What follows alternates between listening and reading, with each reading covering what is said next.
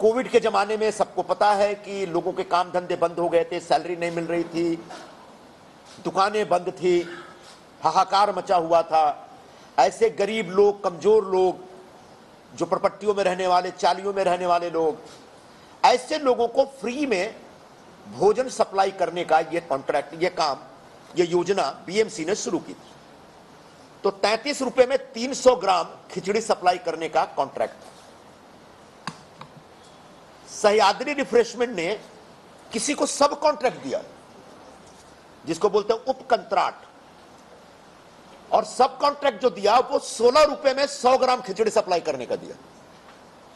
महानगर पालिका से यह refreshment company Sahyadri refreshment contract लेती है कि 33 रुपए में 300 ग्राम खिचड़ी सप्लाई करेंगे। आगे जाके वो 16 रुपए में 100 ग्राम खिचड़ी सप्लाई करने का किसी को कॉन्ट्रैक्ट देती है। यानी गरीब मजदूरों की जो खिचड़ी थी उसमें 200 ग्राम खिचड़ी वो चोरी कर ली। तो बार बार लोग मुझे पूछते हैं कि आप यहां के उम्मीदवार को खिचड़ी चोर क्यों बोलते हैं। मैंने कहा इसलिए बोलते हैं क्योंकि वो गरीब लोगों की 200 ग्राम खिचड़ी पर पैकेट चुरा ली गई।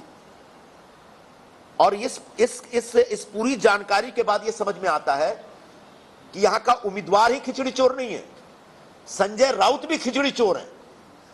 उन्होंने भी 300 ग्राम जिन गरीबों को खिचड़ी दी जानी थी उसमें से 200 ग्राम खिचड़ी चुराई है और उसके बदले पैसे खाए। आगे ये जो सह्याद्री रिफ्रेशमेंट से जुड़े जो लोग हैं, सालुंखे, कदम, पाटकर, ये सब तो उनकी गिरफ्तारी वगैरह हुई है।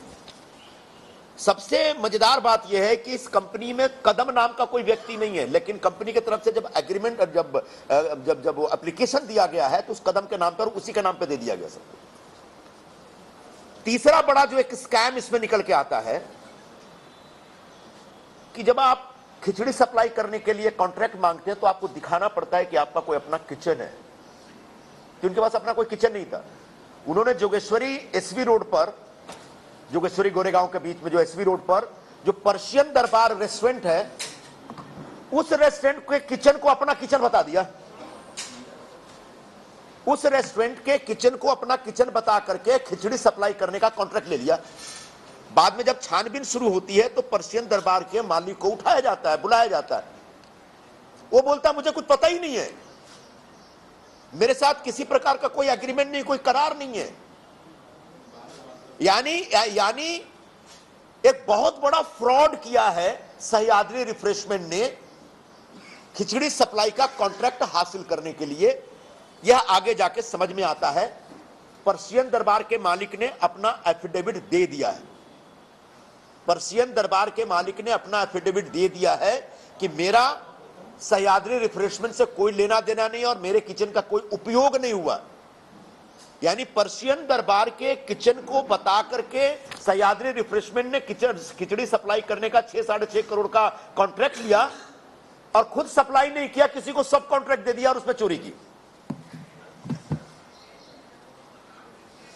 ये सब तब हो रहा था जब उस समय के मुख्यमंत्री महोदय हर दूसरे तीसरे दिन फेसबुक पे आके अपना रुआंसा चेहरा दिखा के यह दावा करते थे कि मैं मुंबई के गरीब नागरिकों का, गरीब मजदूरों का ख्याल रख रहा हूं। जब लोगों की जान जा रही थी, जब लोग खाने को तरस रहे थे, जब लोगों के पास गांव जाने की जगह नहीं थी, कोई माध्यम नहीं था, कोई साइकिल से जा रहा है, कोई पैदल जा रहा है, जब हमारे मजदूर, जिस जमाने में हमारे मजदूर ट्रेन के नीचे आके कट जाते थे भंडारा के आसपास, उस समय ये शिवसेना उबाठा के लोग उन गरीब मजदूरों के लिए जो आवंटित या सप्लाई की जाने वाली जो खाद्य सामग्री थी उसमें घोटाला कर रहे थे।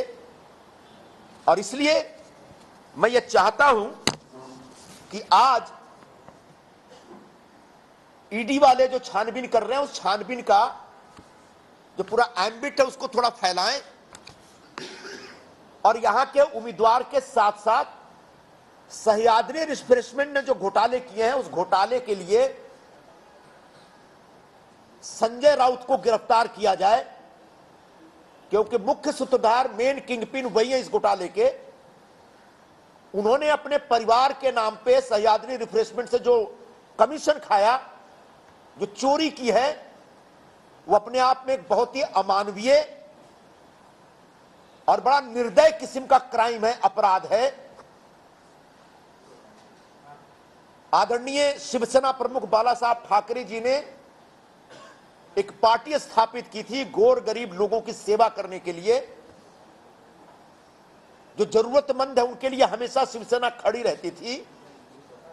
ऐसे शिवसेना का झंडा लेकर के, भगवा हाथ में लेकर के, जिस प्रकार से संजय राउत ने घोटाला किया और गरीब लोगों की खिचड़ी लूटी है, उसके लिए ईडी को अपनी जांच का पूरा एम्बिट बढ़ाना पड़ेगा और संजय राउत को के खिलाफ एफआईआर करते हुए, प्राथमिकी दर्ज करते हुए उनको गिरफ्तार करना पड़ेगा।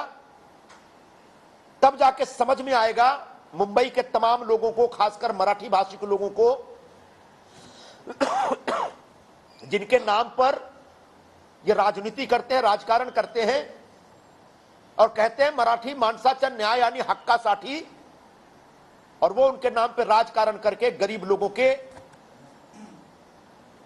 भोजन में लूट मचा रहे हैं और उसमें